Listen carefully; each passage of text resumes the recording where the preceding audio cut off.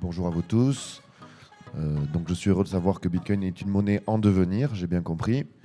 Ce coup-ci, on sera sur une table ronde qui aura davantage trait à l'écologie. Mais c'est parce que ce n'est pas parce qu'on est bitcoiner qu'on ne s'intéresse pas à la planète ou ce genre d'enjeu. Et vous allez nous le prouver, messieurs. Donc je suis très heureux d'avoir Alexandre Savchenko avec moi, auteur, conférencier, expert, qui s'est déjà exprimé notamment sur l'écologie, le mining, sur ces thématiques-là. Donc tu as un très bel article qu'a cité Yorick dans la présentation précédente. Et avec moi, Pierre Schweitzer, qui est également économiste, spécialiste de l'économie numérique, qui travaille pour Contrepoint, qui défend des idées libérales. Donc il y aura peut-être des désaccords et des accords. On verra dans cette table ronde où c'est que vous vous rejoignez et quels sont les petits achoppements. Donc Alexandre, je vais te donner la parole en premier. C'est sur une certaine éloge de la sobriété qui t'est chère et que tu sais normalement argumenter. Donc je serais, je serais heureux d'écouter pourquoi en fait nous devrions nous astreindre à une certaine sobriété. Oui, merci, merci Benoît. Très, très heureux d'être ici sur ce débat. Effectivement, l'an dernier, j'étais venu parler de souveraineté, voire d'étatisme. J'aime bien traiter des sujets qui ne font pas consensus parmi les bitcoiners. Donc j'espère que je pourrais au moins intéresser et puis peut-être convaincre, sait-on jamais. Alors effectivement, pour la sobriété, de quoi on parle et pourquoi, selon moi, c'est nécessaire et souhaitable. Je cite au moins 3 raisons à cela. Je vais les détailler un petit peu, mais on pourra y revenir tout à l'heure. La première raison, pour moi, elle est d'ordre philosophique. Elle n'est pas du tout économique ou quoi, mais je pense que c'est un argument qui parle précisément aux libéraux. C'est que la sobriété, c'est un des vecteurs de liberté, précisément. Je me réfère à un auteur que j'aime beaucoup, qui s'appelle Épicure, et qui a un concept assez proche, qui est celui de l'autosuffisance. Alors Épicure, faut faire attention, parce que le terme épicurien aujourd'hui veut dire l'inverse de ce que Épicure prônait au départ. Donc voilà, si on revient à l'autosuffisance, je vais essayer de citer un passage de tête, mais il considère l'autosuffisance comme un grand bien, virgule, non pour satisfaire à une obsession gratuite de frugalité. Donc, il est même précisé dans la citation. Le but n'est pas d'être pauvre, c'est pas l'objectif du truc, mais pour que le minimum nous satisfasse au cas où la profusion fait défaut.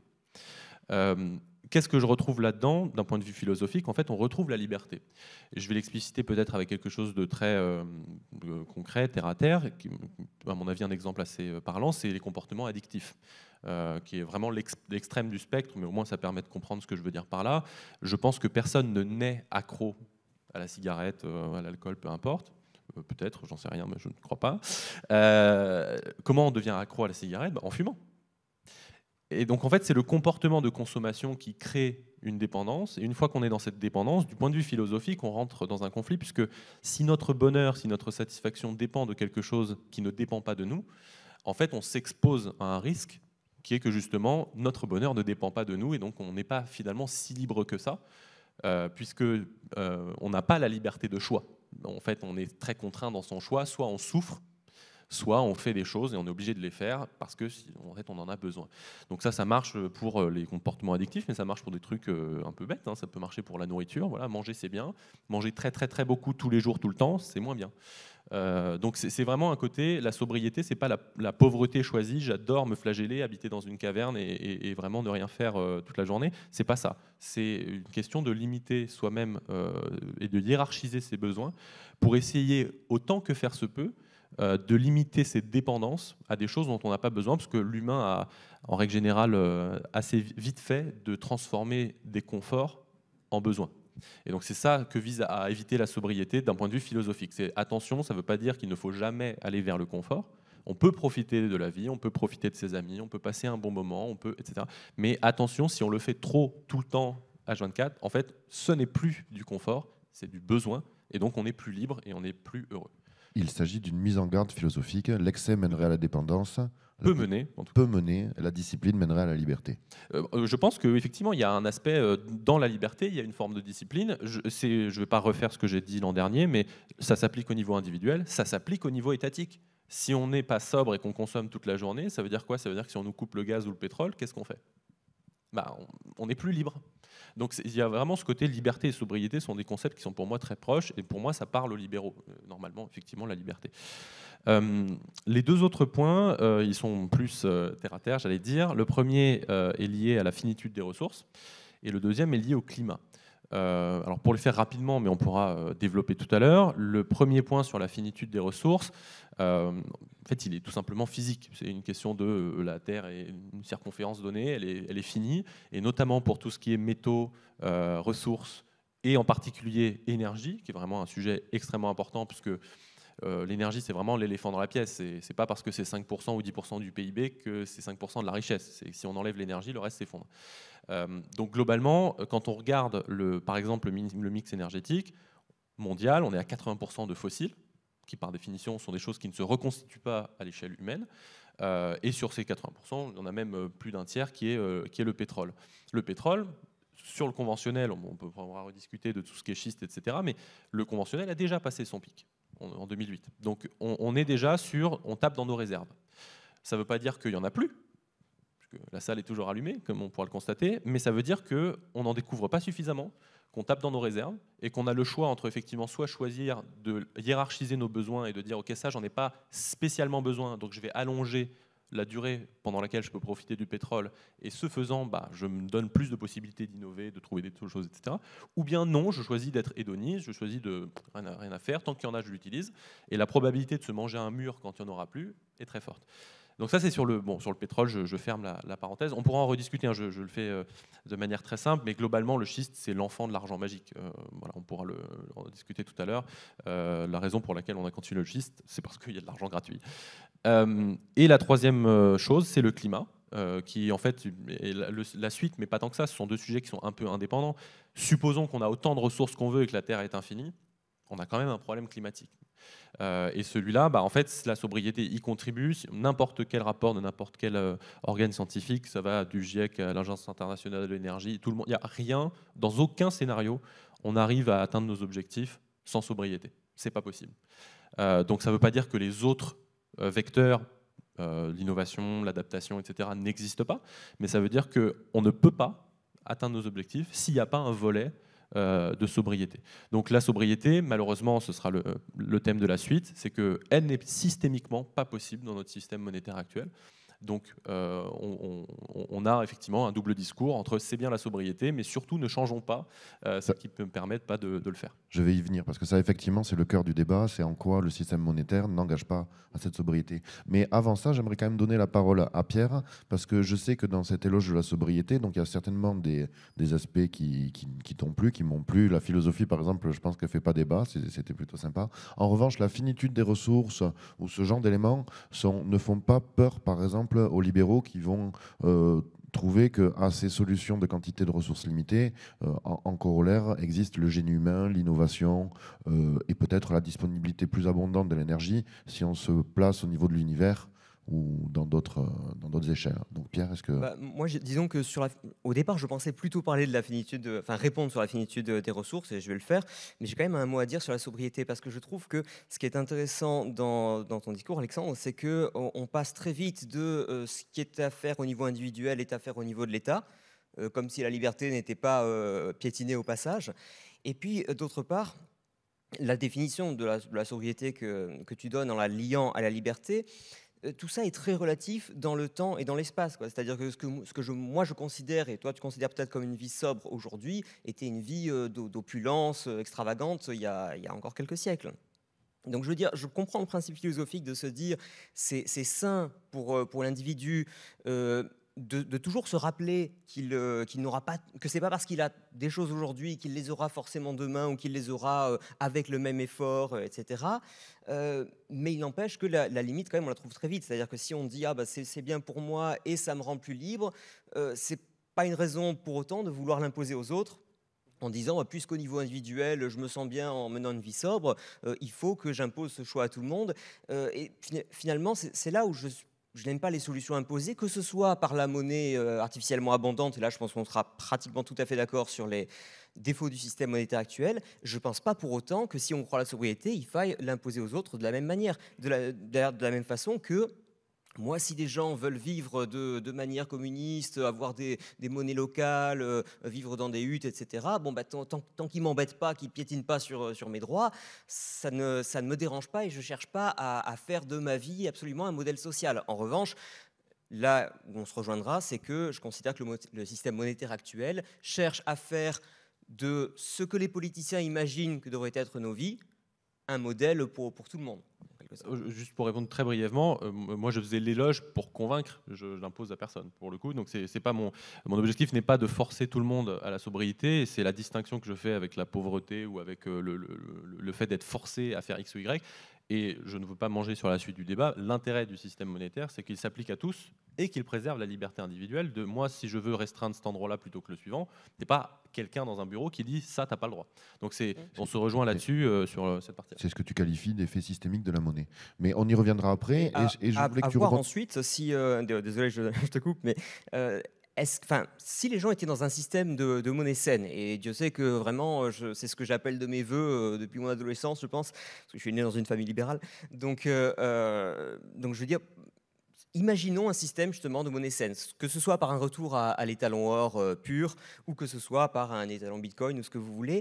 Il n'est pas dit que les gens s'en serviraient pour avoir une vie aussi sobre que ce que espère le GIEC ou certains politiciens ou même des individus.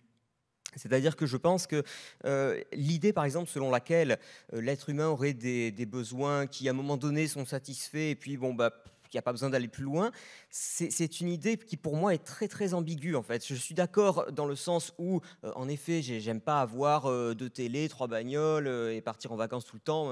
Bon, c'est pas du tout ma philosophie. En même temps, c'est aussi ce qui a fait le succès de l'être humain en tant qu'espèce, parmi les autres animaux. Encore une fois, on n'est peut-être pas supérieur aux autres espèces, on n'est pas inférieur non plus. On a le même droit d'exister, et je veux dire, si on réussit mieux que les autres, c'est regrettable, mais ce n'est pas non plus quelque chose pour lequel il faut totalement se flageller. C'est-à-dire que les autres espèces n'ont d'importance que dans la mesure où elles sont importantes pour nous, en quelque sorte. Je comprends que c'est un peu sujet à débat, mais disons que je caricature volontairement la position parce que je trouve qu'elle n'est vraiment jamais rappelée. La nature n'a d'existence, n'a de valeur que par rapport à l'humain. Tu préfères manger du poisson qu'être mangé par un poisson? Absolument. Et pourtant, j'aime pas le poisson. Mais bon, en tout cas, par exemple, moi, les poissons, je préfère aller les observer dans la mer que les manger. Mais j'oblige pas les gens j'empêche pas les gens de pêcher parce que j'aime bien regarder les poissons, quoi. Bon, voilà.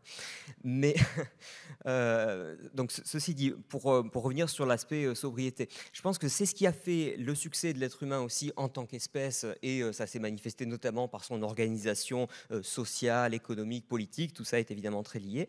Ce qui a fait son succès, c'est justement cette audace, cette soif de toujours avoir plus, qui est à la fois en fait une bénédiction et une malédiction, quoi. C'est-à-dire que c'est ce qui nous permet aussi, ce sont les mêmes envies, les mêmes pulsions, les mêmes comportements en quelque sorte qui nous permettent de s'autodétruire pendant la guerre mondiale et qui nous permettent de sauver des vies et de faire remarcher des gens, de faire revoir des aveugles, etc. C'est très paradoxal et on a beaucoup de mal à l'appréhender, mais c'est profondément vrai.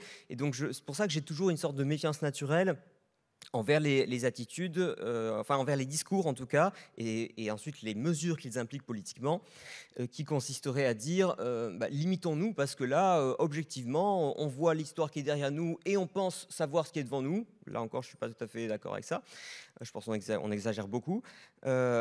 C'est pas pour autant qu'on a le droit de dire lorsque nos besoins sont satisfaits, d'autant que là, encore une fois, je pense que personne ne niera qu'on est dans un environnement ultra privilégié par rapport au reste du monde, et que nos histoires de décroissance, etc., je ne suis pas sûr que les gens qui en sont encore à la limite de la survie dans des pays qui ont une nature merveilleuse, mais dont eux se souviennent qu'elle est d'abord hostile avant d'être merveilleuse, la nature, je ne suis pas sûr que ça les ravisse et qu'ils soient prêts vraiment à sacrifier leur vie parce que nous, on a décidé que l'humanité en général vivait au-dessus de ses moyens. Mais je pense qu'Alexandre quand même l'a bien résumé, il ne s'agissait pas de sacrifier le confort, et un de tes axes où tu t'es exprimé, c'était quand même la liberté, donc la sobriété choisie est quand même moins problématique que la sobriété imposée Et c'est sûr que la sobriété imposée te fait peur parce qu'il n'y a pas plus sobre qu'un homme mort. Donc, en fait, c'est une question de point de départ du raisonnement. C'est-à-dire que je pense que pour Pierre, le point de départ du raisonnement est le point de vue libéral. C'est de dire, effectivement, on ne devrait pas imposer à qui que ce soit, on ne devrait pas faire ci, on ne devrait pas faire ça, parce que chacun doit pouvoir s'exprimer. C'est le génie humain, c'est aussi ce qui le... Voilà, mais moi, mon raisonnement, il part dans l'autre sens. Et en fait, justement, il dit, mais c'est quoi mes contraintes? Mes contraintes, c'est que, comme je le disais, les ressources sont finies. On va avoir un débat sur quand est-ce que ça va être embêtant qu'elle soit finie, mais sur le fait même qu'elle soit finie, il n'y a pas vraiment de débat, sauf à considérer que la Terre est infinie ou qu'il y a une météorite qui arrive. On en discutait hier, mais je préférerais que la météorite n'arrive pas, parce que dans ce cas-là, elle serait peut-être infinie, mais on serait tous morts. Mais une fois qu'on a dit ça, en fait, la question, c'est l'horizon de temps. Est-ce qu'on a 100 ans, 1000 ans, 50 ans, etc. Et ça, en fait, en tant que non-spécialiste, on est condamné à regarder le consensus. Et le consensus, c'est même d'ailleurs, au-delà du consensus scientifique pour la finitude des ressources, c'est la physique. Et je le réitère, depuis 2008, on ne trouve plus de pétrole conventionnel. Il baisse, comme le pétrole, j'allais dire, est le fuel, c'est le cas de le dire, de tout le reste de l'économie. On est quand même dans un monde mondialisé, c'est archi monopolistique dans les transports. Donc vous pouvez trouver ce que vous voulez, vous pouvez faire la fusion nucléaire, etc. Il y a un horizon de temps qui ne fonctionne pas. Donc typiquement, pour dire deux mots sur, par exemple, qui est souvent la fusion nucléaire est souvent mentionnée comme, voilà, il y aura de l'énergie infinie, etc. Mais ça ne marche pas dans l'horizon de temps. La fusion nucléaire, que ce soit le directeur de ITER, qui est le programme international du nucléaire, même les Américains qui ont fait leur avancée très récente sur la fusion nucléaire, là en décembre, ou non, c'était il y a quelques mois, je ne me souviens plus, ces gens-là parlent d'un horizon 2065 pour une mise en production. Et donc là où en fait, mon désaccord il est avec Pierre, c'est que moi je fais un pari. Je fais écho au pari de Pascal qui justement essaye de se demander, en fait, la question n'est pas comment je prouve l'existence de Dieu, mais est-ce que j'ai intérêt à y croire? C'est pas la même question. Et donc il fait son pari en disant, voilà, si Dieu existe et que j'y crois, tant mieux, je vais au paradis. S'il existe et que j'y crois pas, bah, ça va mal se passer pour moi. S'il n'existe pas et que j'y crois, j'ai rien perdu. S'il n'existe pas et que j'y crois pas, j'ai rien perdu. Mais donc en fait, en théorie des jeux, j'ai intérêt à croire que Dieu existe. Bon, là je le fais en version un peu plus terre à terre, et je dis juste, en fait, si on fait de la sobriété et qu'on avait effectivement un problème, on vient de résoudre un problème existentiel de l'humanité. Si on fait de la sobriété et qu'il n'y avait pas de problème, on a empêché la croissance rapide d'activités que, dans un système monétaire sain, on considérerait comme improductives. Moi, mon pari, mais tous les jours, je sais ce que je choisis. D'autant plus, dernier point, que je rajoute dans ce pari une affaire de probabilité qu'on ne peut pas faire sur le pari de Pascal et de Dieu, mais qu'on peut faire dans le cas des ressources. Il ne s'agit pas de certitude, il s'agit de probabilité. Je vais reprendre le pétrole. La probabilité qu'on trouve d'ici 15, 20 ans, 30 ans, une énergie condensée, disponible, abondante, utilisable partout, qu'on puisse transporter, qu'on substitue tous les moyens de production, qu'on trouve un moyen de l'exploiter productivement, parce qu'on peut avoir du charbon et ne pas avoir inventé le moteur. Donc, qu'on le répartisse partout sur la planète. Le tout en alignant les intérêts économiques de tout le monde, y compris des lobbies qui voudront conserver l'ancien modèle. Le tout en supposant qu'il n'y ait pas de conflit majeur qui nous empêche de le faire d'ici une vingtaine d'années. En fait, cette probabilité est nulle, ou à 0,0001%. Donc, non seulement le pari n'est pas intéressant à probabilité égale, parce que je ne vais pas faire jouer la survie de l'humanité sur un coin flip, mais en plus, ce n'est pas à probabilité égale. C'est-à-dire que la probabilité est à 0,0001% qu'on soit dans le cas qui nous intéresse, c'est-à-dire il n'y a pas de problème et on ne fait pas de la sobriété.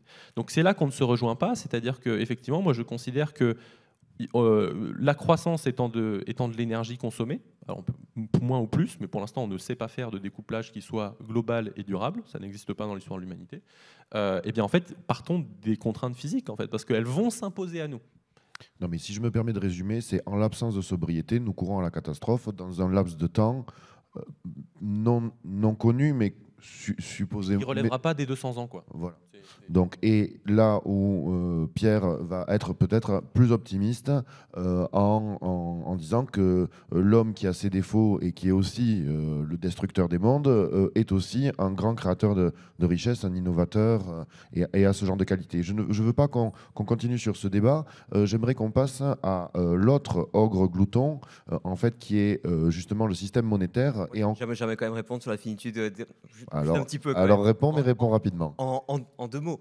Je veux dire, on nous dit les probabilités sont nulles, etc. Attendez, je suis toujours inconfortable avec les arguments d'autorité qui viennent du GIEC ou de prix Nobel ou de qui que ce soit. Je comprends tout à fait, je ne sais pas, c'est pas du complotisme et je ne dis pas, je remets en cause forcément le consensus scientifique. Je dis simplement, plus j'étudie la méthode scientifique, plus je comprends que lorsque des gens qui sont dans les sciences exactes cherchent à appliquer leur méthode et leurs conclusions à des phénomènes humains de nature économique, ils se plantent, mais pas qu'un peu, ils se plantent dans les grandes largeurs, dans les très grandes largeurs. Dans le rapport Meadows de 1972, les limites de la croissance, vous lisez des trucs qui font hurler de rire aujourd'hui sur la surpopulation. Moi, je vais citer le nom de Julian Simon, justement, bon, qu'on caricature parfois, qui est un économiste qui disait que l'abondance, que l'ultime ressource, c'était le génie humain. On a souvent caricaturé sa position. Enfin, en attendant, il a fait des paris, notamment avec Paul Ehrlich, justement, qui était un biologiste et qui avait écrit un livre extrêmement populaire à l'époque qui s'appelait The Population Bomb et voilà qui nous expliquait là encore qu'arriver à je sais plus combien de milliards d'habitants ce serait terrible, plus personne n'aurait à manger, etc. Or j'ai quand même vérifié hier soir parce que régulièrement ça me semble tellement incroyable que je revérifie les indicateurs et là bon notamment je suis allé chercher un certain nombre de données sur Our World in Data ou sur humanprogress.org et j'essaie bien de regarder la qualité des sources, etc. L'humanité va mieux sur pratiquement tous les plans. C'est-à-dire qu'on a moins faim, on est plus riche, on est moins pollué, quoi qu'on en dise, quoi qu'on en pense, etc. Je veux dire, j'ai du mal à trouver le début d'une catastrophe, sauf sur des points qui, pour le coup, sont plus de l'ordre du symbolique que de l'économique. C'est-à-dire que, oui, les histoires de biodiversité ou ce genre de choses. Mais je ne m'étends pas sur ce point parce que ça m'en... C'est une très belle transition avec la monnaie, justement, parce qu'on est, je pense, d'accord là-dessus. C'est que la raison pour laquelle nous n'avons pas heurté le mur, c'est parce qu'entre-temps, on a inventé la monnaie magique. Et que la monnaie magique, ça nous permet ça contribue, mais je ne pense pas que les proportions dans lesquelles on s'est acheté du temps avec de la monnaie magique... Pour moi, on a emprunté la croissance fictive actuelle aux générations futures. Donc, typiquement, 30 secondes et on repart. Quand tu disais, par exemple, tout à l'heure qu'un des arguments libéraux, c'était de dire en fait, je ne vais pas imposer aux autres tant que je ne mange pas sur leurs droits, etc. Je pense que c'est un raisonnement qui est dans une dimension, qui est en fait le présent. Mais si raisonnement, si on l'applique sur le futur ou le passé, en l'occurrence le futur, est-ce que c'est juste, est-ce que je ne suis pas en train de rogner sur le droit d'un enfant ou un petit enfant dans 30 ans, dans 40 ans, d'avoir une vie qui soit similaire à la mienne parce que justement, je me suis dit non, la sobriété, rien à foutre. Et donc, je vais aller consommer autant que je le peux. Pourquoi ? Parce que je le peux. Et en fait, ce faisant, le mur de pétrole, on se le prend dans 15 ans. Et en fait... etc. Donc ce raisonnement, il se tient dans le... Ça fait 50 ans qu'on doit se le prendre dans 15... Enfin, ça fait 100 ans même peut-être qu'on doit se le prendre dans 15 ans, dans 10 ans, etc. Et je pense que, bien sûr, que personne ne conteste que la quantité physique de ressources est terminée. Mais ce que je veux dire, c'est qu'en ignorant les effets bénéfiques, par exemple, de l'augmentation de la population, sur ce que ça permet en termes de division du travail, sur ce que ça permet... en termes en fait, de création d'idées qui permettent de mieux exploiter les ressources, c'est-à-dire à la fois de trouver plus de ressources, de mieux les utiliser et aussi de les utiliser à créer des biens d'équipement qui eux-mêmes contribueront à mieux satisfaire des besoins par la suite. Ces quelques forces que je n'ai pas le temps de détailler individuellement mais qui sont très réelles au niveau économique font, pour l'instant en tout cas sur le recul historique qu'on a, ont largement plus que compensé l'épuisement des ressources au niveau purement minéral et autres. Il vaut mieux être la Suisse ou le Japon que d'être le Venezuela ou la République démocratique du Congo. Pourtant, ce sont les deux derniers que j'ai cités sont les plus riches en ressources naturelles. Problème, ils ne savent même pas exploiter les ressources, ils ne peuvent même pas exploiter les ressources naturelles eux-mêmes parce que justement, ils n'ont pas eu de toute façon le développement économique qui leur a permis d'identifier que c'était une ressource et ils n'ont pas de toute façon la population, le tissu économique et même le tissu institutionnel, le tissu vraiment sociopolitique et humain qui permet de s'organiser correctement pour arriver à faire d'une ressource une ressource. Je veux dire, ça paraît toujours bizarre, mais à l'époque où tout le monde pouvait faire pousser un potager dans son jardin, on avait la place, on avait peut-être des grandes maisons, etc. C'était aussi l'époque où les gens mouraient de faim. Voilà. Et ça, même moi, j'ai toujours du mal à y croire en le disant, mais quand même, chaque fois que je regarde les données et la théorie économique, je ne peux pas empêcher de conclure comme ça. Mais écoute, on a besoin d'un peu d'optimisme. Le futur n'est pas nécessairement sombre. Irons-nous vers une pénurie ou vers une plus grande abondance? Le propre du futur est d'être incertain. Moi, j'ai une solution pour vous. On n'a qu'à se donner rendez-vous en 2140. C'est le moment où il y aura l'inflation des bitcoins ne sera plus là. On se donne rendez-vous, on verra bien où en est le monde. Moi, j'aimerais qu'on transitionne donc maintenant sur la monnaie. Et donc, c'était une problématique écologique, une problématique monétaire. Et en fait, un des problèmes, c'est le gaspillage. Et dans quelle mesure le système monétaire fiat actuel est-il générateur de gaspillage, justement? Est-il un ogre glouton? Et ensuite, évidemment, ce que j'aimerais, c'est qu'on fasse la contraposée avec Bitcoin, qui, lui, est un modèle monétaire différent, fini, choisi, neutre, et qui, par conséquent, est sans doute beaucoup plus vertueux au niveau de la consommation des ressources, en tout cas de façon intelligente, vis-à-vis du système fiat. Donc, si vous vouliez me critiquer ce système fiat et me dire à quel point il pollue, ça me ferait très plaisir. Je vais peut-être commencer avec un élément qui fera une transition avec le sujet d'avant. Je parlais de pétrole de schiste tout à l'heure, par exemple. Donc, un des éléments, au-delà du systémique, mais donc, du coup, je vais parler du systémique juste après. Mais donc, comme je le disais, pour le pétrole conventionnel, donc, globalement, en version très simple, on creuse un trou et puis pendant 40 ans, le pétrole sort parce qu'il y a de la pression qui suffit à le faire sortir. Très simple. Le pétrole de schiste est beaucoup plus capitalistiquement intensif. Il faut balancer de la pression toute la journée, les puits durent quelques mois et il faut forer toute la journée. Ce pétrole de schiste, ça fait globalement une quinzaine d'années qu'il est en exploitation, ou en tout cas qu'il a connu ses débuts majeurs aux États-Unis et puis dans d'autres endroits éventuellement. Il ne continue que parce que l'argent est magique. Ça fait 15 ans, vous n'avez toujours même pas un tiers des exploitants aux États-Unis qui sont rentables.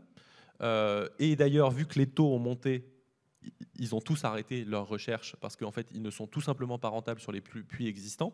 Et donc, en fait, dans un système monétaire qui ne permet pas de s'endetter à zéro, voire à taux négatif, on pourrait faire du pétrole de schiste, oui, mais le baril serait à 300 €. Et un baril à 300 €, en fait, ça veut dire exactement la même chose que je suis en train de dire. Ça veut dire qu'on a toujours des ressources, c'est juste qu'elles coûtent 300 €. Et si votre pétrole coûte 300 €, je peux vous garantir qu'il y a un certain nombre de secteurs qui vont passer un mauvais quart d'heure, voire un mauvais plus long moment. Donc ça, c'est un des exemples de comment, effectivement, on arrive à continuer ce système-là et à dire, regardez, on n'a pas atteint un mur, on nous prédit une catastrophe, etc., ça n'est pas arrivé.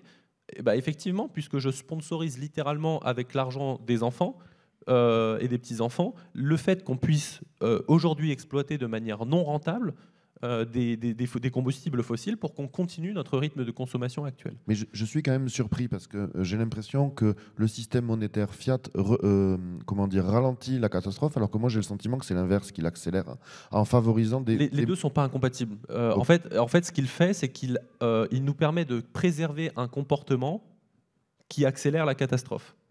Donc c'est parce qu'il y a un système fiat, et ça me permet d'arriver sur la partie systémique et comportementale, effectivement, que l'épargne n'est pas un choix intéressant pour les individus, qu'on va préférer consommer, on va préférer investir, on va préférer faire de la croissance, on va préférer effectivement ponctionner dans les ressources naturelles, y compris celles qui ne sont pas rentables, pour continuer de croître toujours plus exponentiellement. Mais en fait, ça nous fait juste monter au 15e étage pour en tomber violemment, plutôt que de s'arrêter au 3e et de marcher tout droit. Donc là, effectivement, ça nous rapproche de la pénurie, ou en tout cas du fait de toucher les ressources. Mais pendant tout ce temps où ça nous rapproche, on s'achète le confort artificiel de ne pas voir que la catastrophe se rapproche. Sur la partie systémique, il y avait une question d'ailleurs sur l'intervention de Yorick, qui était de dire oui, mais dans le système déflationniste, dans un système de monnaie rare, l'épargne on incite à l'épargne. C'est pas tout à fait vrai, et en fait je le dirais autrement, c'est parce que à partir du moment où le référentiel utilisé est le système actuel, dans lequel l'épargne est punie, si vous gardez de l'argent sous votre matelas, c'est con, en fait, vous perdez 7% éventuellement par an, etc. Donc vous n'êtes pas le système fini ne la punit pas. Ça rend l'épargne une alternative viable. Est-ce que ça incite à l'épargne? Est-ce qu'on vous dit gardez votre argent? Non. On dit aux acteurs économiques, maintenant c'est de nouveau possible de faire un calcul économique qui est le suivant. C'est plus certain pour moi de conserver mon argent que de le consommer aujourd'hui. Donc forcément, si le référentiel c'est que c'est débile d'épargner, on a l'impression qu'on passe à un comportement où l'épargne est favorisée. En réalité, elle est juste possible à nouveau. Et c'est pas exactement pareil. Et ça, effectivement, c'est dû à la construction de la rareté et de la finitude de Bitcoin ou de l'étalon or ou peu importe, en tout cas d'un système fini, dans lequel, effectivement, si je n'ai pas la gratuité de l'argent et que je ne peux pas en créer autant que je veux, eh bien moi-même, je vais me limiter parce que je sais que, le futur est incertain. Ce qui est en période de taux négatif, ce qui était avant le Covid, le message économique envoyé aux agents économiques, c'est quand même que le futur est plus certain que le présent, ce qui est absurde. Mais on en arrive à ce genre d'absurdité qui incite les gens à consommer. Pourquoi on consomme? Parce que demain est certain. Donc en fait, pas besoin de me prémunir contre quelque chose qui est certain. Et ce qui est probablement funeste, puisque ça quand même incite à faire des gaspillages Oui, monumentaux, puisque c'est les volumes, c'est à l'échelle de montants phénoménaux. Moi, j'aimerais bien, Pierre, que tu rebondisses justement un petit peu sur le fait que la monnaie actuelle fausse de nombreuses métriques. Donc il y a les taux d'intérêt qui sont truqués et l'incidence, par exemple, tu en as parlé sur l'épargne, et en fait, tous ces mal investissements, en tout cas tout ce truchement économique qui existe parce que la monnaie est monopolistique et imprimée à loisir. Altère, pardon, très rapidement, et ça altère, c'est probablement un des arguments très importants, ça altère ce que les agents économiques perçoivent comme des activités productives. Voilà. Point sur lequel vous vous rejoignez certainement. Oui, on se rejoint sur ce point. Donc, je ne vais pas refaire l'explication sur la distorsion, par exemple, des prix relatifs, etc. Je pense qu'on est d'accord là-dessus. C'est pas que la croissance actuelle ne sert forcément à rien, c'est juste que sa structure, la manière en fait dont les capitaux sont investis est faite en dépit de ce que désirent réellement les consommateurs et même les producteurs, et c'est plus dépendant en fait de qui a accès aux sources d'argent, c'est-à-dire qui est le plus proche des gouvernements, des banques centrales, etc. Ça dépend plus de ça que de savoir qui a la meilleure perspective de rentabilité sur le marché si les consommateurs étaient libres de choisir ce qu'ils veulent, etc. Donc effectivement, les dés sont pipés à la base.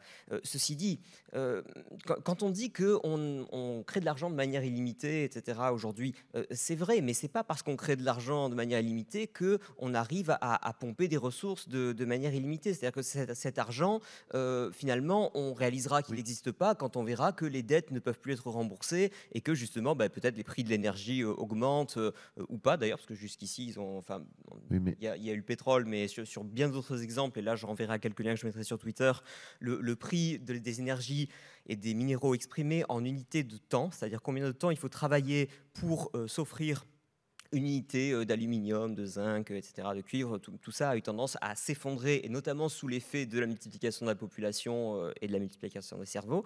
Mais je referme cette parenthèse et je dis simplement, donc voilà, n'oublions jamais qu'on peut créer de la monnaie autant qu'on veut, on peut se faire plaisir. À un moment donné, effectivement, on retombe toujours sur le fait que les banques centrales n'impriment pas du blé et du pétrole, et que voilà, on deal toujours avec des ressources existantes. Donc la croissance, elle n'est pas mauvaise en soi, c'est effectivement sa structure n'est pas la bonne. Et l'épargne est punie, c'est vrai. Ce serait mieux d'épargner, je le pense aussi, à la fois sur le plan des valeurs personnelles et en tant qu'étudiant de la théorie économique, on va dire. Mais attention, si on épargne, c'est pour se garantir de la consommation future. C'est pas juste pour dire on a peur que la Terre explose à chaque fois le lendemain. C'est quand même pour dire une des raisons, par exemple, très importante, c'est de dire je vais proposer non seulement à moi-même, mais aussi à mes enfants, à mes petits-enfants, etc., un niveau de confort et de non-exposition à l'hostilité de la nature et de l'environnement économique et même humain parfois, qui sera, je vais les mettre dans un monde plus confortable que le mien.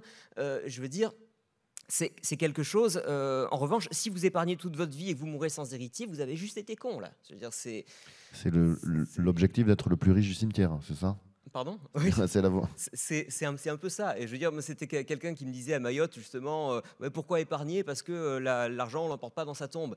Oui, on l'emporte pas dans sa tombe, mais on peut le donner à ses héritiers, quoi. Je veux dire, ou à quiconque compte pour nous. D'accord. On peut faire un leg ou quoi que ce soit. Hein, c'est pas... Mais toi qui es un grand défenseur de la croissance, on est bien d'accord que quand même l'inflation détruit l'épargne, et l'épargne est quand même à la base de l'investissement et par conséquent de l'innovation. Et comment tu veux avoir une croissance saine si tu as une épargne qui est comment dire, qui est désengagée. C'est-à-dire que qui est fléchée n'importe comment et qui, Exactement. Et qui de toute façon est découragée. Alors, elle est découragée, mais quand même, on aime bien en avoir pour financer les trucs qu'on veut financer. Hein. Je dirais, vous regardez les produits d'épargne réglementés par l'État, on vous dit oui, hein, épargner dans le livret A, le livret d'épargne populaire, citoyenne, festive ou je sais pas quoi.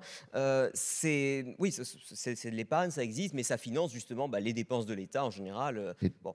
Ok, très bien. Mais attends, juste un truc important sur la croissance, c'est que là, il y a vraiment quelque chose, et je m'en voudrais de quitter la scène sans avoir rappelé ce point.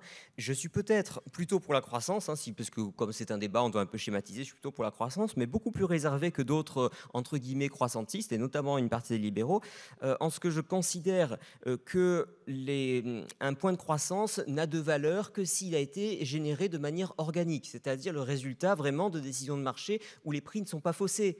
Je veux dire, la croissance obtenue par des activités futiles, financées par de l'argent magique, etc., je veux dire, c'est à la prospérité économique ce que le viol est à l'amour. C'est vraiment ça, quoi. Se féliciter de points de croissance, mais en se disant, je me les suis fixés à l'avance, je voulais ni plus ni moins. Et voilà, j'ai juste fait mon petit mix en disant voilà, je veux tant de croissance, mais sans avoir trop d'inflation, parce que bon, les gens acceptent qu'on les vole petit à petit, mais il ne faut pas les voler trop ostensiblement et trop d'un coup, quoi, en quelque sorte, et trop visiblement. Bon, voilà. Et à partir de là, ils définissent un truc qui semble à peu près convenir à tout le monde. Bon, ça convient jusqu'au jour où là, maintenant, avec les taux d'inflation actuels, ça deviendra, je pense, intenable, et notamment pour des jeunes générations qui peuvent plus se loger, qui voient pas l'intérêt de travailler, etc. À un moment donné, je pense que avant même les crises écologiques, ce sont des crises sociales qui se manifesteront et qui commencent peut-être déjà à se manifester parce que les gens n'accepteront plus de se faire ainsi voler comme ça leur avenir et de se faire dicter leur consommation. Là, tu dois consommer plus, là, tu dois consommer moins, etc. Si j'écoute Bruno Le Maire, je ne sais plus jamais si je dois consommer ou pas, quoi. En fait, pour faire la transition, parce que là-dessus, on se rejoint assez bien, justement, c'est là que je trouve que c'est intéressant, c'est que... en fait, on fait un constat que je pense partagé, que dans le système monétaire actuel, il y a une quantité, je vais dire une quantité, comme ça on ne rentre pas dans les détails, mais il y a une quantité de points de croissance acquis ces dernières années qui sont fictifs, qui sont là parce qu'on a décidé d'inciter l'activité économique via la punition de l'épargne, via la croissance, etc. Et ces points d'activité économique, en fait, si on fait le raisonnement dans le sens inverse, qui est un raisonnement qu'on a tenu quand on a préparé cette table ronde, qui est de dire, ok, supposons que du coup on dise, ok, c'est super Bitcoin, on veut aller vers ce système-là. On va avoir une question qui est de se dire, si on transitionne vers un système comme Bitcoin, qu'on considère monnaie en devenir saine, eh bien on va avoir deux étapes. En fait, on va avoir une première étape qui est que ces points de croissance fictifs ne sont pas soutenables. Ils ne survivent pas, ils ne donnent pas assez de rentabilité aux investisseurs, aux consommateurs, etc., pour exister. Et dans le papier qu'on citait tout à l'heure, moi j'ai cité un chiffre que je trouve absolument hallucinant sur les États-Unis. Aux États-Unis, 20% des sociétés cotées, 20% sont zombies. C'est-à-dire qu'elles ne survivent qu'en faisant rouler la dette. Zombies ou sensu? Oui, les deux, puisque effectivement, elles volent l'épargnant d'une certaine façon. Mais le problème, c'est qu'à partir du moment où la Banque centrale, même si elle est indépendante, en fait, elle sert des objectifs qui sont politiques. C'est très facile pour un politicien de créer de l'emploi, c'est cool, ça fait des votes. Par contre, détruire l'emploi qui est improductif 10 ans après, ça, personne ne veut le faire. Donc on fait quoi? On fait rouler la dette. Et donc ça, c'est ce que permet le système monétaire actuel. Le laisser mourir, en tout cas. Voilà, le laisser mourir, exactement. Et c'est là qu'on se rejoint, c'est qu'en fait, si on supputons qu'on passe à ce système Bitcoin, on passe mécaniquement par ce moment de transition où on détruit l'activité économique qui est considérée, certains diront improductive, d'autres diront hédoniste, d'autres diront d'autres choses. Et en fait, c'est ça, la décroissance dont on parle, c'est ça, c'est que on perd des points de croissance en faisant ça, parce qu'ils ont été fictifs. Mais la deuxième étape, c'est qu'on passe sur un système qui est sain, qui ne va pas empêcher la croissance, mais elle va revenir sur ce que disait Pierre juste avant, c'est-à-dire qu'elle va hiérarchiser les points de croissance. Tous les points de croissance ne se valent pas. Celui qui est organique, celui qui est choisi par le marché, celui pour lequel les gens sont tellement prêts à payer 6 ou 7% par an parce que c'est super rentable, mais tout le monde en veut. Mais en fait, effectivement, là, on va pouvoir élire les points de croissance qu'on préfère. On retourne sur ce que je disais sur la sobriété. Ça ne veut pas dire la pauvreté, ça veut dire je hiérarchise mes points de confort et de croissance. Celui qui rend 10% par an, plus intéressant pour l'humanité que celui qui rend moins 2% par an, mais que le politicien se refuse de laisser mourir parce que ça voudrait dire qu'il perd des votes. Ceci étant dit, quand même, sur la croissance, je pense un rappel important, c'est que d'abord, oui, il y a des points de croissance fictifs peut-être qu'on a obtenus par de l'argent magique. Il y a aussi des points de croissance qui existent mais qu'on ne voit pas en quelque sorte. C'est-à-dire que je ne reviens pas en détail sur tous les problèmes de mesure de la richesse et de mesure de la croissance, quel est le bon indicateur, etc. Le PIB, apparemment, c'est le moins mauvais dont on dispose, mais il est vraiment très mauvais quand même. Et en particulier, ça ne prend pas en compte tous les biens et services devenus gratuits. Je veux dire, si par exemple j'ai beaucoup plus de musique aujourd'hui sur Spotify que ce que j'aurais eu en dépensant de l'argent dans des CD il y a 20 ans, eh bien c'est quelque chose qui ne compte pas dans le PIB. On a l'impression qu'il y a une perte économique, alors qu'en réalité, il y a quand même un gain au niveau de la consommation. Or, je me permets de le rappeler, c'est la consommation qui compte. C'est le bien-être du consommateur. On ne produit pas pour le plaisir de produire ou de dire on a gagné de l'argent. Là encore, on produit pour... Dans le système monétaire actuel, si on peut. Justement. Oui, voilà. Oui, non, mais d'accord. Mais justement, je rappelle ce que ça devrait être en général. Et une dernière précision aussi sur la croissance. Évidemment, je suis en train d'oublier ce que j'allais dire, mais non, c'est pas ta faute. Non, ce que je voulais dire, c'était que oui, à propos de la croissance, je pense qu'il y a ça nous ramène en fait la question de qu'est-ce qu'on ferait justement si on avait un système monétaire sain. Ça nous ramène aussi à une question fondamentale qui est de savoir qu'est-ce qu'on ferait si on n'avait pas besoin de travailler pour vivre. C'est ça aussi, c'est que là où je suis en désaccord avec les croissantistes parfois, c'est que ils ont l'air d'ignorer le fait que le temps libéré par les ressources nouvellement disponibles plus facilement grâce au progrès économique, et donc grâce à la croissance passée notamment, et à la division du travail et toutes ces jolies choses, c'est le but ultime, enfin la possibilité de nous libérer du temps en tout cas, ça c'est considéré comme de l'appauvrissement quasiment. Du point de vue comptable, c'est considéré comme de l'appauvrissement, sauf si j'utilise tout mon temps, oui, je sais pas, à acheter des jeux vidéo, à aller partir en voyage, etc. Mais si je suis un philosophe et que je décide, moi par exemple j'aime le surf, si je décide d'aller faire du surf, une fois que j'ai acheté ma planche, etc. et qu'ensuite juste le matin je mange et l'après-midi je fais du surf, ou l'inverse, c'est quelque chose qui a l'air de détruire de la valeur économique, alors qu'en réalité, c'est ça qui devrait être le but de toute activité économique, c'est de faire du surf. Non. Et l'exemple bien, on est à parfait de Surfing ça, Bitcoin. c'est sur l'éducation notamment. Parce que l'éducation, typiquement, si on passe du temps avec ses enfants, si on passe du temps à éduquer, à encadrer, à faire garder ses enfants par des parents de la famille, etc., tout cela ne compte pas dans le PIB. Je suis d'accord. Et c'est pour ça que je serais bien en mal de dire comment se comporterait le PIB avec une monnaie saine. Parce que justement, je ne sais pas dans quelle mesure est-ce que mes comportements économiques ou ceux des gens que je connais, que je peux observer et que je peux mesurer, correspondent aussi au reste de l'humanité, correspondent aux générations futures qui n'ont pas les mêmes référentiels que moi. Ce sera intéressant de voir ça. Mais en tout cas, je pense que là où on se tire une balle dans le pied actuellement, c'est que les points de croissance qu'on utilise pour faire des écrans avec toujours plus de résolution et des bagnoles toujours mieux équipées, etc., c'est que pendant ce temps-là, en revanche, on est en train de se laisser avoir par les problématiques liées au vieillissement de la population, etc. Et là, à mon avis, encore une fois, c'est une menace bien plus réelle, bien plus directe que des prédictions climatiques dont les méthodes me semblent parfois un petit peu douteuses. C'est-à-dire vraiment, avec le prix des maisons de retraite et des soins, etc., on ne saura pas comment faire, vraiment. Bon, là, tu reviens sur une distinction initiale qui est rigolote, mais qui n'est pas le sujet de ma conclusion.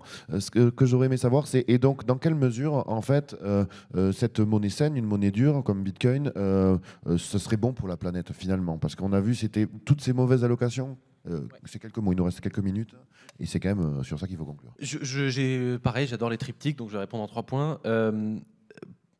Premier point, ça permet la sobriété, c'est ce qu'on vient de dire. C'est-à-dire qu'on va, dans un système de finitude de la monnaie, en fait, chaque individu va être désincité à être hédoniste.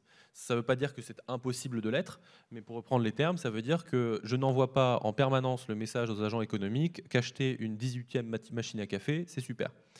J'en ai pas besoin de 18 particulièrement, donc je vais me restreindre et je vais aller faire autre chose, je vais épargner, je vais regarder dans le futur, je vais regarder avec mes enfants, etc. etc.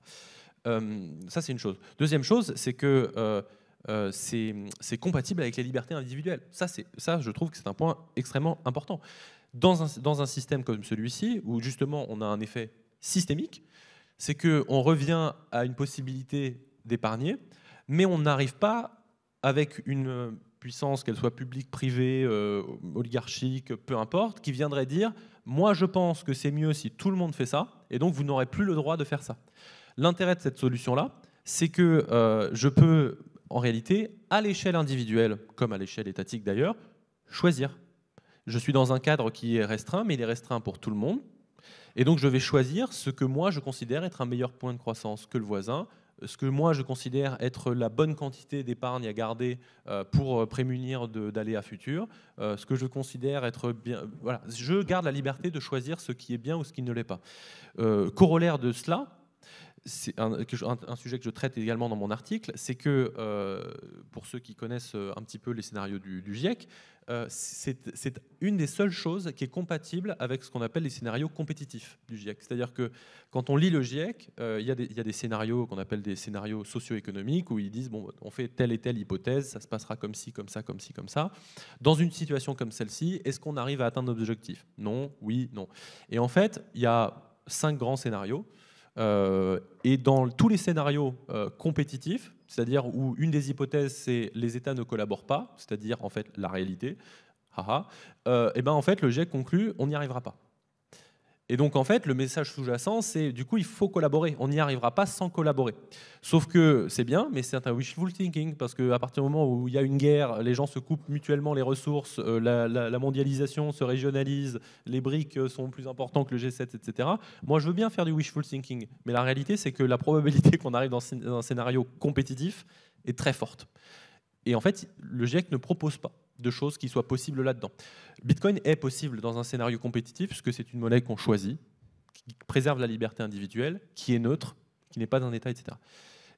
Et dernière chose qui est très importante, c'est qu'en écologie, on parle souvent d'un concept qui s'appelle l'effet rebond et qui est un vrai poison. Parce que l'effet rebond, c'est quoi? C'est si je vais chercher, par exemple, des gains d'efficience énergétique. Exemple, voilà, imaginons j'installe une pompe à chaleur chez moi, super, je viens de gagner 300 € sur l'année. Si la personne, le ménage qui a économisé 300 €, elle utilise ces 300 € pour acheter un billet d'avion pour aller en vacances, en fait, évidemment, d'un point de vue climatique, bah, c'est pire.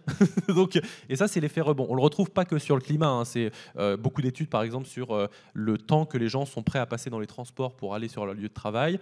En fait, il est globalement constant. Qu'est-ce qui se passe? On constate que si on installe des transports en commun de plus en plus performants, les gens ne vont pas réduire leur temps pour aller au travail, ils vont habiter plus loin. Donc en fait, c'est un truc qui sans fin, on construit des transports, etc. Bon, et là-dessus, sur l'effet rebond, ce qui est intéressant, c'est que si je libère 300 € avec ma pompe à chaleur et que le système de monnaie est sain, ces 300 €, ça devient intéressant de les épargner. Et donc je ne vais pas forcément les remettre dans de la consommation tout de suite. Je vais vouloir, on le disait tout à l'heure, peut-être les donner à mes enfants, peut-être les donner à des gens que j'aime bien, peut-être le différer dans le futur. Tu vas rebondir plus tard. Potentiellement. Mais, l'aspect temporel, au-delà de la boutade, est extrêmement important. Parce que là, c'est une question temporelle. C'est pas une question de oui, si je décale ma consommation à dans 40 ans, c'est la même chose. Non, non, c'est pas la même chose. Parce que dans 40 ans, on a la fusion nucléaire, par exemple. Enfin, tu vois ce que je veux dire? C'est que, encore une fois, la sobriété, c'est pas juste se flageller, je veux être pauvre, s'il vous plaît, frappez-moi. C'est je garde ce que je considère comme essentiel et j'essaye de limiter la croissance de mes besoins. C'est l'aspect philosophique dont je parlais. Ça ne veut pas dire, voilà, j'éteins la lumière partout, mais je le fais parce que ça va accorder à l'humanité en général, mes héritiers ou pas, ou des gens que j'aime bien, en fait, on va se donner 30, 40 ans, 50 ans supplémentaires qui nous permettront, via des points de croissance choisis de manière attentionnée, d'aller chercher l'innovation là où elle est bien, les gains d'efficience énergétique, voire de s'adapter, construire des digues contre la montée des eaux, etc., tant qui aujourd'hui est crucial, qu'on n'a pas vraiment. Merci. Pierre. Ouais, peut-être sur l'avenir du système monétaire. Alors, je suis plus. Alors moi, je suis très favorable à Bitcoin du point de vue personnel. Est-ce que je crois que ce sera adopté? En tout cas, si c'est adopté, ce sera en dépit de la volonté des États. Et c'est pour ça que je crois assez difficilement à une adoption vraiment institutionnelle, parce que malgré les gestes et les signaux qui sont envoyés vers l'adoption, quand on commencera à réellement ressentir la concurrence de la monnaie saine qu'est Bitcoin contre les monnaies fiat, là, tout de suite, ils couperont, à mon avis, les ponts qu'ils ont essayé de faire et ils se donneront même plus la peine de faire semblant d'accepter que Bitcoin existe parce que ça fait fun et ça fait cool, etc. Donc, à mon avis, ça existera en parallèle des États et c'est pour ça que moi, malheureusement, le scénario d'adoption que j'imagine est plutôt un scénario où c'est de l'adoption résistance, quoi. C'est-à-dire, c'est vraiment lorsque les États deviennent totalitaires du point de vue monétaire et politique, parce que ça va ensemble, qu'on a quand même Bitcoin pour nous sauver, le fameux le canot de sauvetage du Titanic. Donc voilà. Maintenant, un point que j'aimerais rappeler quand même, parce que généralement je m'adresse à des non-bitcoiners, enfin des audiences généralistes, on va dire, donc j'insiste sur les bons côtés de Bitcoin, etc. Là, au contraire, je vais dire, n'enterrons pas tout de suite non plus des trucs qui sont assez similaires, même si ça nous déplaît de le dire, comme les talons or. Je veux dire, par exemple, demain adopter Bitcoin, ça ne serait pas foncièrement extrêmement différent d'avoir un pur étalon or qui est respecté. Alors on me dira bien sûr le principe de l'étalon or c'est qu'il n'est jamais respecté parce qu'on peut ne pas le respecter. Il y a d'autres failles possibles avec Bitcoin, mais je veux dire le fait d'avoir par exemple un étalon or, ça n'empêche pas de créer de la monnaie supplémentaire gagée sur l'or et ensuite qui peut éventuellement être acceptée dans l'économie. Jusqu'à ce qu'on se rende compte de quelle est la valeur réelle de cette monnaie, à quel point elle est basée sur de la dette et à quel point cette dette est crédible ou pas. Donc je veux dire, voilà, si vous voulez voir un peu quels sont les avantages et inconvénients d'une politique monétaire dans un système qui reposerait sur Bitcoin, au-delà des aspects techniques et du fait que oui, Bitcoin, il n'y a pas besoin d'aller le chercher dans le sol, que vous n'allez pas en découvrir aux Amériques ou je ne sais pas quoi d'autre, eh bien... ça pose à peu près, le raisonnement est à peu près similaire à celui qu'on a avec l'or, à ceci près que là où on croyait que l'or avait une valeur parce qu'il y avait un côté existence physique, non, en réalité c'était plutôt pour ses autres qualités, à savoir le fait d'être inaltérable, divisible, etc., etc. Donc la réponse est intéressante, mais elle ne m'a pas aidé parce qu'on arrive sur la fin de la table ronde. Et tu as soulevé deux sujets. C'est est-ce que ces arguments du fait que Bitcoin soit plus sain que le monnaie fiat seront entendus par les États et les décideurs? Bon, ça c'était ma dernière question, tu l'as anticipé. Toi, tu dis que l'adoption se fera de façon résistante. Donc, les décideurs risquent de rester sourds à cette table ronde. J'en suis désolé, à moins qu'il y ait des décideurs. On ne leur demande pas leur avis, c'est ça qui est bien. C'est que, ça ne nous empêche pas d'utiliser Bitcoin. Et ça ne nous empêche pas jusqu'à une certaine échelle. Et là, on retombe sur la problématique de, pour une adoption massive, on ne peut pas trop se passer du système bancaire, institutionnel, etc. Mais en attendant, je veux dire, voilà, même sous la torture, il n'y a vraiment que sous la torture qui pourrait me forcer à révéler mes 12 ou 24 mots, si je m'en souviens, et si j'avais des bitcoins. Et si tu t'es pas caché. Tu as eu un accident de bateau récemment, de surf, je crois. Ouais, je crois bien. Ouais, on avait dit que le ledger était étanche. Mais... on disait à l'instant sur la partie dette, etc. Effectivement, c'est quelque chose à rappeler. L'existence de Bitcoin n'empêche pas la dette, n'empêche pas les réserves fractionnaires, n'empêche pas l'existence de monnaie complémentaire, etc. Mais de Bitcoin non plus. On peut continuer à avoir une banque qui a 90% de réserves en Bitcoin et qui émet une monnaie backée à 90% par du Bitcoin. Ça n'exclut pas l'existence de ce genre de choses-là. Par contre, ça le contraint par rapport à un système actuel où en fait il n'y a rien. On appuie sur un bouton. Oui, actuellement, on ne fait même pas semblant qu'il y a une contrainte. Exactement. Mais si demain on revenait à un système où on fait semblant qu'il y a une contrainte avec les réserves d'or, disons que les avantages inconvénients seraient différents. Parce que voilà, effectivement, l'or, physiquement, vous pouvez plus facilement le confisquer. Mais après, peut-être aussi, il y a des attaques technologiques plus sophistiquées contre Bitcoin qui seraient possibles, qui ne le seraient peut-être pas avec l'or. Bon, voilà. Moi, je vois deux choses à dire et après, je réponds à ta question. Le premier, c'est que l'or, même d'un point de vue, parce que c'est quelque chose, j'en parle aussi dans l'article, mais on reproche souvent à Bitcoin que son extraction est absolument dégueulasse, etc. Enfin, regardez l'or, quoi. Oui, non, c'est-à-dire les banques sont pas constituées de petits oiseaux et d'herbes vertes. L'or, je rappelle, c'est on prend de l'arsenic, du mercure, on flingue une réserve naturelle complète sur des centaines de kilomètres carrés. Je précise cet élément dont on a parlé hier aussi, mais le site le plus pollué de France métropolitaine aujourd'hui est en ancienne mine d'or, parce que en fait, on retrouve encore de l'arsenic dans les rivières du coin, donc les enfants bouffent de l'arsenic. Enfin, bon, on en est à ce genre de truc-là. Donc ça, c'est sur la partie écologique. Et sur la partie en fait plus actuelle, là où l'or peut être moins efficace que le Bitcoin, c'est qu'il n'est pas numérique. Et donc en fait, pour le numériser, c'est-à-dire pour le rendre pratique dans la mondialisation numérique, on est obligé d'avoir l'intermédiaire, etc. Et donc ça, on n'a pas l'obligation. On finit par le transformer en fait en titre qui devient numérique, etc. C'est pour ça, moi, au total, je suis quand même plus Bitcoin que or. Mais disons que pour les besoins de la réflexion, comme justement les économistes ont probablement plus réfléchi aux conséquences et aux modalités d'un système monétaire à base des talons or, c'est un détour utile pour se poser les questions utiles dans un système basé sur Bitcoin. Et donc sur ta question sur les États, moi je partage on va dire la crainte. Est-ce que je suis si pessimiste? On alterne, on est optimiste, pessimiste, chacun son toit. Pour plusieurs raisons. La première, c'est qu'il y a une question de marché électoral en démocratie. C'est-à-dire que effectivement, un politicien n'a aucun intérêt à parler de Bitcoin. J'avais eu cette expérience quand j'étais allé au Parlement européen avant les dernières élections européennes, où les députés européens que je rencontrais et à qui je parlais de Bitcoin, globalement, de manière, j'allais dire implicite, mais en fait non, puisqu'ils l'ont dit, c'était un peu, je vais quand même pas risquer mon élection sur un sujet comme ça, quoi. Enfin, tout le monde s'en fout, et tous ceux qui s'en foutent pas pensent que c'est nul. Donc si j'en parle, moi je perds des voix. Quel est l'intérêt? Donc bienvenue en démocratie. Donc ça, on a une question de marché électoral. Et ça va de pair avec l'adoption. Si on commence à avoir 20-25% des gens qui en ont, en fait, le raisonnement s'inverse. Ne pas parler de Bitcoin en bien, ça devient s'aliéner une partie de la population. Donc en fait, via ce moyen détourné, il peut y avoir un intérêt pour des démocraties à s'approprier Bitcoin. Et l'autre point, en fait, c'est mon talk de l'an dernier, c'est que même en tant que France, Allemagne, peu importe, moi, si je veux commercer avec un pays sans que les États-Unis viennent m'emmerder, en fait, je peux passer par Bitcoin. Donc il y a des intérêts du point de vue de l'État aussi pour recouvrer une partie de sa souveraineté en s'émancipant de l'étalon dollar qui nous est imposé depuis maintenant plusieurs dizaines d'années. Je vais conclure. Donc du coup, Bitcoin est une monnaie plus responsable et qui est une monnaie en devenir qui incite à la responsabilité et préserve les libertés. Donc c'est quand même un bel outil et servons-nous-en. Et moi je souhaiterais, c'est aussi la raison pour laquelle je faisais cet article-là, c'est que c'est bien d'en parler entre nous, mais la réalité c'est que sur ce sujet-là, c'est aux personnes qui sont dans les milieux environnementaux, de la même façon que Yorick parlait tout à l'heure du fait qu'il ne comprenait pas que la gauche ne s'approprie pas le sujet de l'effet cantillon, des banques centrales et des inégalités. Je ne comprends pas qu'à partir du moment où tout le monde dans le milieu écologiste dit on ne fera pas sans sobriété et que le système monétaire ne la permet pas, pourquoi est-ce qu'il n'y a pas la réflexion qui suit derrière? Et donc, autant que faire se peut, si je vous ai convaincu, ce que j'espère, n'hésitez pas à en parler à nos amis écologistes. Ok, donc c'est un beau message. Moi aussi, j'ai un message.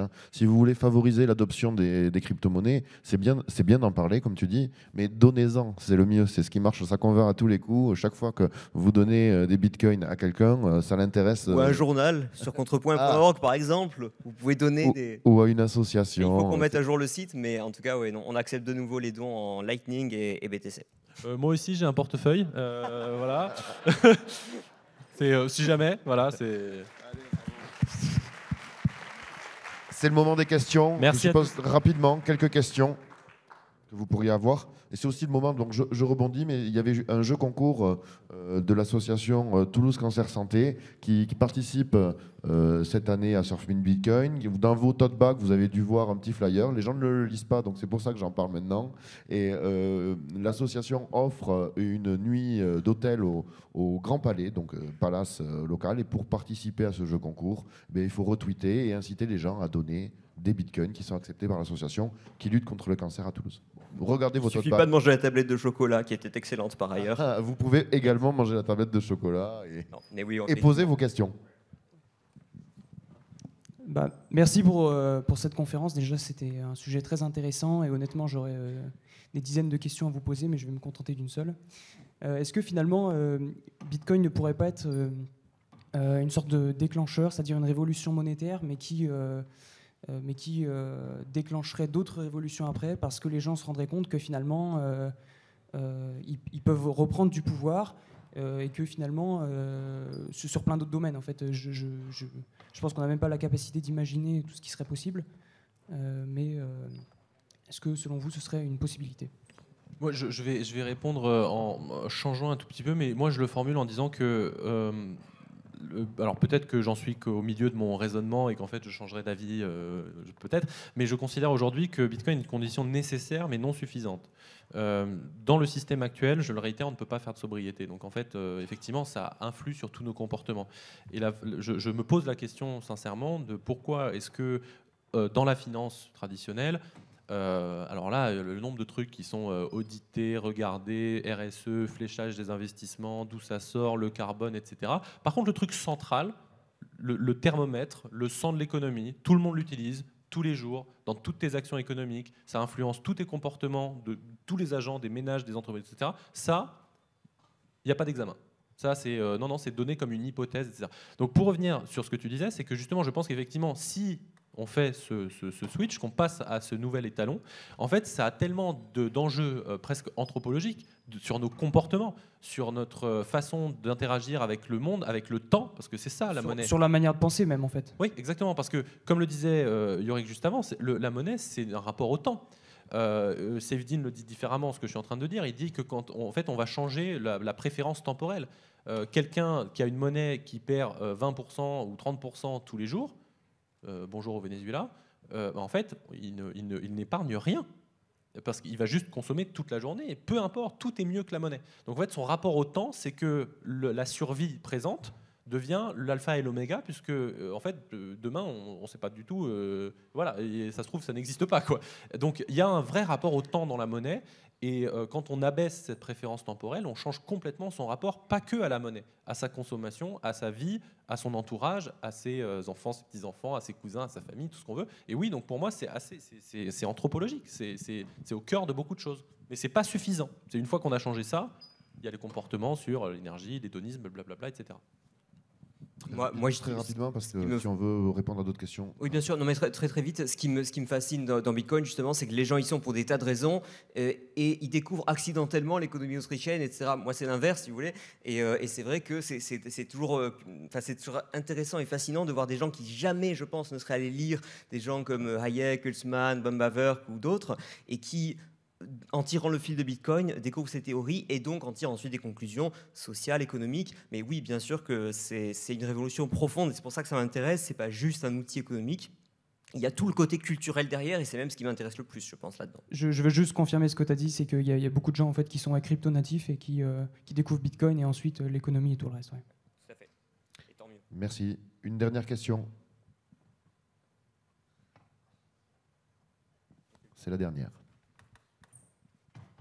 C'est Satoshi en personne.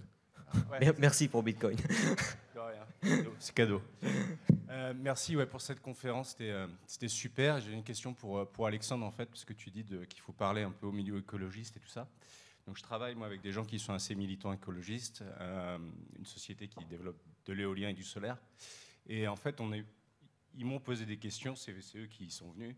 On a eu une discussion super, 2 heures, où ils sont rentrés, ils ont commencé à comprendre le mécanisme de la difficulté d'ajustement, enfin, et tout d'un coup, j'ai vu les lumières s'allumer dans leur tête. Et puis surtout sur le fait de pouvoir rentabiliser en fait les surplus d'énergie. Et puis après 2 heures de discussion, il y en a un qui m'a dit, en fait, il y a le côté moral qui est revenu, quoi. Bitcoin, c'est pas bien. Et c'est quoi ta position par rapport à ça? Ma position va un petit peu te décevoir. J'ai été confronté au même problème. Quand j'ai sorti mon article, j'ai fait des pieds et des mains pour pinguer des gens, les envoyer personnellement, s'il vous plaît. On en débat, ça se trouve, je dis de la merde et dites-moi. Et en fait, il y en a beaucoup qui juste refusaient de lire, qui disaient non, j'ai pas le temps, je m'en fous. Ou bien non, parce que de toute façon, c'est nul. Bah non, justement, j'essaye de te donner un autre point de vue. Donc, on a ce côté, et mon article se termine par ça, où je rappelle ce qui s'est passé avec le World Economic Forum, c'est-à-dire que quand tu fais du minage pour faire de la chasse au méthane avec un impact positif sur l'environnement, alors là, tu détruis la planète, mais change le mot minage par data center flexible et mobile. Et là, il n'y a plus de problème. Le World Economic Forum fait carrément une vidéo de promotion de toi parce que c'est super. Donc cet aspect image, moi, effectivement, c'est comme si tu arrives devant une maison, on te ferme la porte, tu essaies de passer par la fenêtre, elle est condamnée, tu as la cheminée, tu fais, je suis quand même pas le Père Noël. Enfin, et j'ai l'impression qu'effectivement, il y a une forme de côté hermétique parce que c'est moral. Je n'ai pas de réponse à ça. Je continue d'essayer. J'essaye de dire en fait que c'est indépendant du jugement moral sur la partie opérationnelle notamment. C'est-à-dire que à partir du moment où on a l'équilibrage de réseau, la chasse au méthane, etc. En fait, peu importe que même si c'était utilisé par des terroristes, ce truc-là. Si vous voulez favoriser la transition énergétique, ce n'est même pas le sujet. J'ai un truc là qui permet de le faire maintenant, tout de suite, partout sur la planète, et c'est même pas toi qui payes.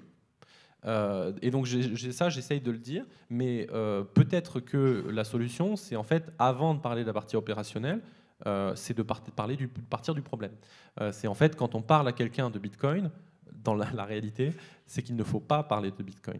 C'est qu'il faut parler du problème. Il faut dire, sais-tu que dans le modèle actuel, la monnaie se fait comme ça, que en fait politiquement, que du coup la consommation est incitée, ce qui est même pas du complotisme puisque c'est assumé. C'est pour faire de la croissance, on veut inciter. Si on se fie au consensus des experts, oui. Les économistes ont plutôt le consensus inverse. Donc, je ne fais pas partie du consensus et je ne suis qu'un cafard à côté des grands économistes. Mais je veux dire, ça pourrait passer comme complotiste. C'est pour ça que je me méfie toujours des accusations de complotisme parce que voilà, le consensus scientifique. Non, le complotisme est devenu une étiquette assez facile, mais voilà, comme on est tous des fachos, enfin bon, etc. Ouais. Donc pour répondre à la question, c'est qu'il y a un vrai côté. En fait, le mot Bitcoin braque. Donc le plus longtemps tu peux éviter d'en parler, ne pas s'habiller en orange. C'est juste poétique. Mais en gros, tu vois ce que je veux dire. C'est que d'abord, tu fais prendre conscience qu'il y a un énorme problème et qu'on n'y arrivera pas tant que ce problème existera. Et normalement, tu arrives à un moment donné presque de valley of despair où la personne regarde, fait on est dans la merde et tout. Et tu fais non, moi j'ai une alternative. Merci infiniment. Il y a la conclusion lui-même. Merci infiniment.